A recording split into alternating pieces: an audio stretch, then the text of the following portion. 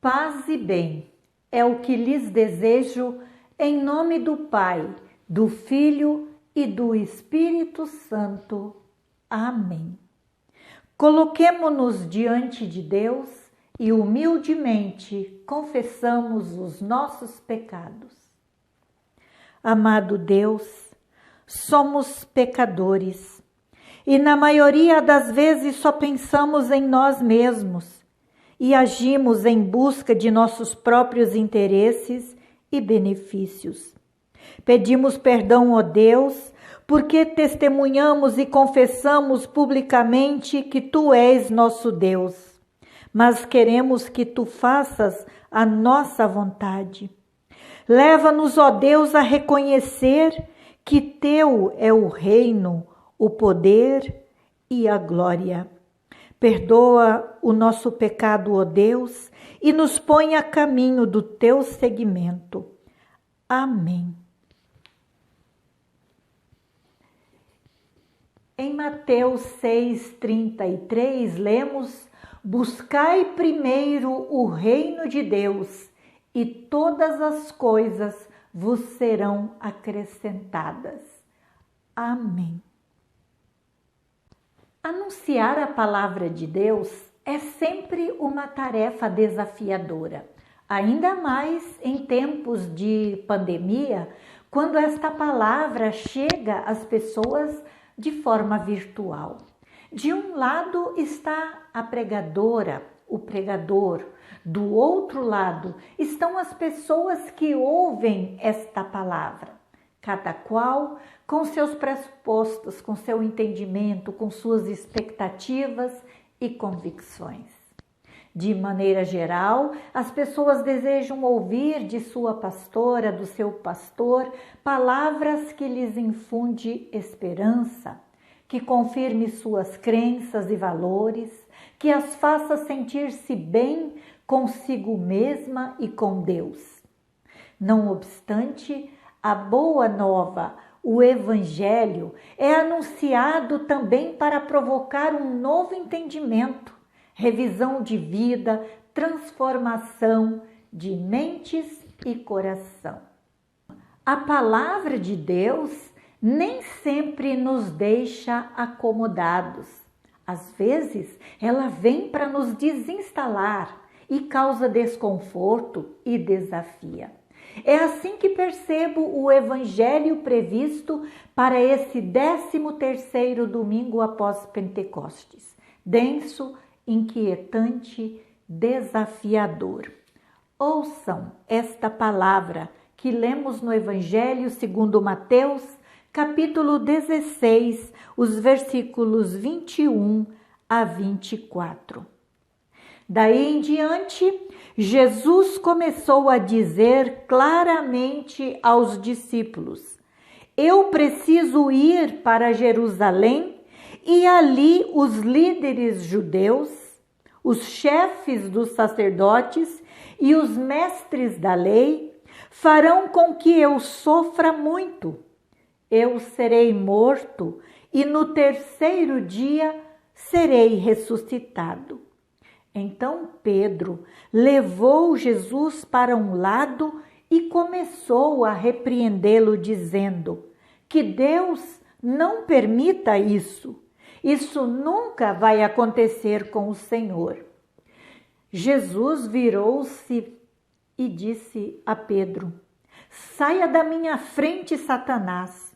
Você é como uma pedra no meu caminho, para fazer com que eu tropece, pois está pensando como um ser humano pensa e não como Deus pensa.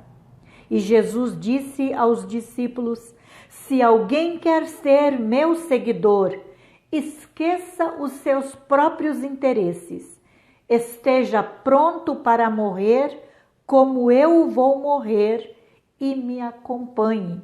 Pois quem põe os seus próprios interesses em primeiro lugar nunca terá a vida verdadeira, mas quem esquece a si mesmo por minha causa terá a vida verdadeira.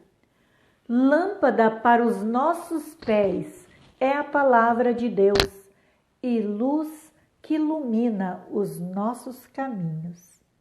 Amém. Irmãos e irmãs, Jesus investiu um tempo considerável na formação e capacitação dos seus discípulos mais próximos para um seguimento comprometido com o Evangelho. Neste importante processo de aprendizagem e convivência com seu mestre, eles e elas puderam ver e ouvir coisas extraordinárias, milagres, curas, diálogos importantes com grandes lideranças públicas e religiosas. Eles viram Jesus acolher, solidarizar-se e ter compaixão com os pequeninos irmãos, com os pobres e sofredores. Caminhando para a reta final do seu ministério na terra, Jesus começou a falar claramente aos seus seguidores de sua morte e ressurreição. Esta fala de Jesus causou estranheza, porque até então todos eles e elas compartilhavam de uma esperança que seguiriam com Jesus um caminho glorioso de vitórias e conquistas, uma caminhada que culminaria na reconquista do reino de Israel. Irmãos e irmãs, a reação de Pedro no versículo 22 denota claramente que a sua expectativa foi frustrada. Ele chamou Jesus para um canto, para uma conversa particular e o repreendeu dizendo que Deus não permita. Isso nunca vai acontecer com o Senhor. As palavras de Pedro fazem eco na nossa realidade. Isso não vai acontecer com você. Deus não pode permitir que isso aconteça. Deus quer que tudo dê certo para você. Pedro nos representa e representa muito bem em nossa humanidade, em nossos desejos próprios e egoístas. Ele nega a cruz, nega o sofrimento, ele tenta mascarar a morte e propõe o caminho da felicidade eterna. Não é isso que a gente quer? Pedro é aquele amigo de Jesus que propõe um caminho fácil, ainda que isso significasse para Jesus negar todos os seus princípios, negar todos os valores que norteavam a sua vida e o seu ministério. Há um ditado popular que diz assim: de boas intenções o inferno está cheio. Pois Pedro era esse amigo cheio de boas intenções que se colocava no caminho de Jesus como pedra de tropeço, empecilho para que o projeto de Deus se concretizasse. Mas Jesus não caiu na armadilha de Pedro.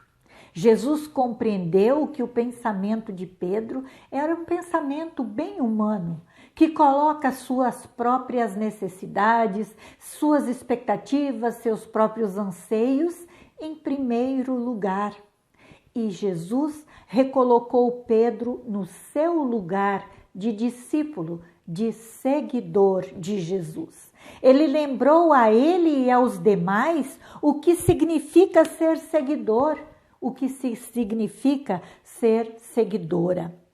No versículo 24 nós lemos: se alguém quer ser meu seguidor, esqueça os seus próprios interesses, esteja pronto para morrer como eu vou morrer e me acompanhe. Pois quem põe os seus próprios interesses em primeiro lugar nunca terá a vida verdadeira. Prezados irmãos, prezadas irmãs, no seguimento a Jesus, quantas vezes nós colocamos os nossos próprios interesses em primeiro lugar?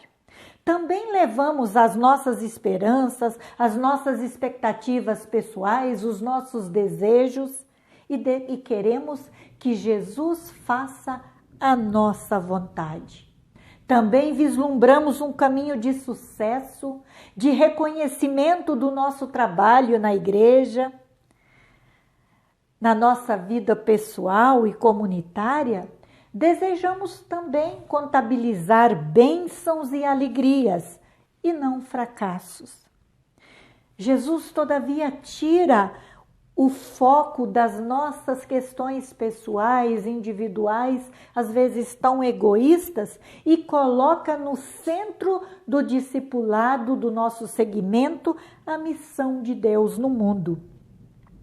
Ele chama e capacita seguidores e seguidoras a colocar-se a caminho nessa missão. Ele não promete que será fácil, mas assegura que estará sempre junto com os seus na caminhada. Em Mateus 18:20, ele promete: eis que estou com vocês todos os dias, até o fim dos tempos. Que possamos confiar nesta promessa e nos colocar à disposição de Jesus para aprender, para buscar capacitação, para nos preparar para a missão. Amém. Convido para um momento de oração.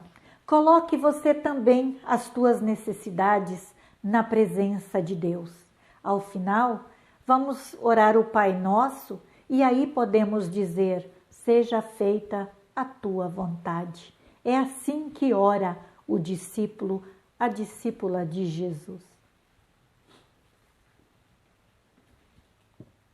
Deus da graça e da bondade, agradecemos-te pela dádiva da vida e porque nos protegeste e guiaste até aqui.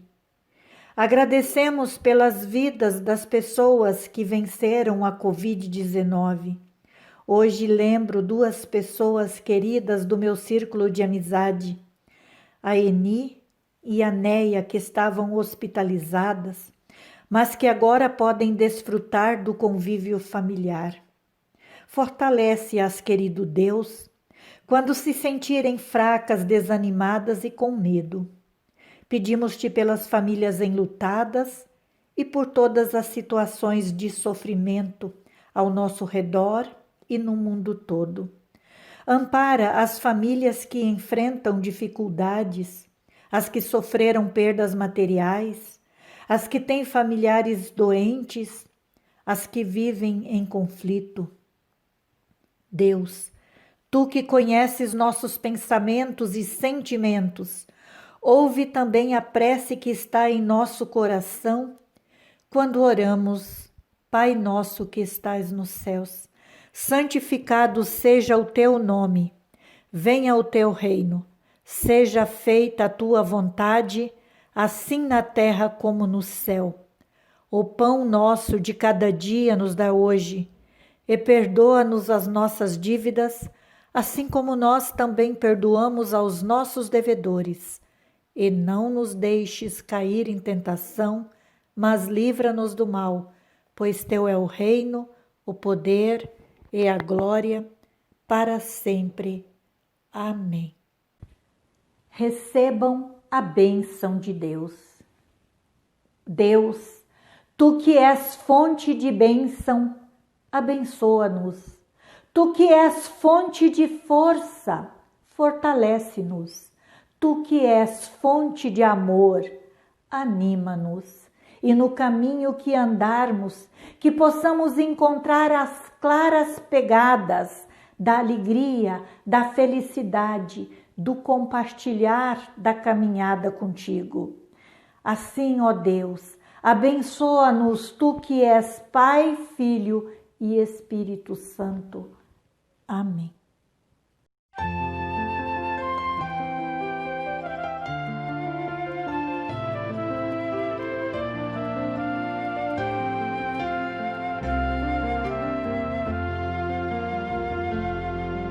Senhor, por que me guarda tua mão? Confio em ti, porque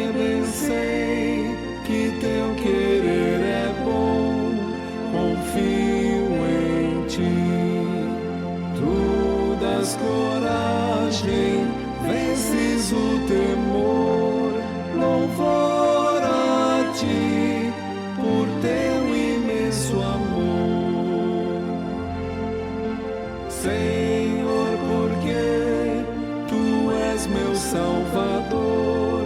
Confio em ti, porque por mim passaste tanta dor. Confio em ti, da morte me livraste pela cruz. Ó, faze-me humilde, meu Jesus, porque ao Pai por mim suplicarás. Confio em ti, porque com teu poder comigo estás. Confio em ti, sendo tentado, olho para ti.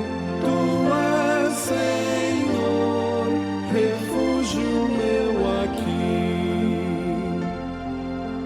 Se bem que meu caminho eu ignorar, confio em ti, porque teus planos vais concretizar.